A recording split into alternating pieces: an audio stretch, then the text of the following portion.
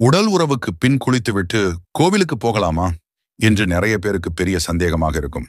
கணவன் மனைவி இருவரும் ஒன்றாக இருந்த பின் குளித்துவிட்டு கோவிலுக்கு போகலாமா போகக்கூடாதா, அது நல்லதா கெட்டதா என்ற மனக்குழப்பம் பல பேருக்கு இருக்கும். இதை தெரிந்து கொள்ள இந்த A&B உலகம் வீடியோவை முழுமையாக பார்க்கவும். பொதுவாகவே ஒருவர் தனக்கு பிடித்தமானவர்களுடன் உறவு கொள்வது என்பது தாம்பத்தியத்தின் தார்மீக கடமைகளில் ஒன்றாகும். இது முற்றிலும் இறை சக்தியால் உருவாக்கப்பட்ட இயற்கையோடு இணைந்த ஒன்று. இது கடவுளால் அங்கீகரிக்கப்பட்டது. யாராக இருந்தாலும் சரி, உடல் உறவுக்கு பின் தலை குளித்துவிட்டு சுத்தமாக இருந்து மற்ற காரியங்கள் செய்யலாம். கோவிலுக்கு செல்வது, பூஜை அறையில் விளக்கு ஏற்றுவது, பூஜை செய்வது என்று எல்லா கடவுள் காரியங்களும் செய்யலாம். ஆனால் கண்டிப்பாக இது அனைத்தையும் தலை குளித்துவிட்டு தான் செய்ய வேண்டும். மேல் குளித்துவிட்டு எந்த பூஜை பரிகாரங்கள் மற்றும் கோவிலுக்கும் செல்லவே கூடாது.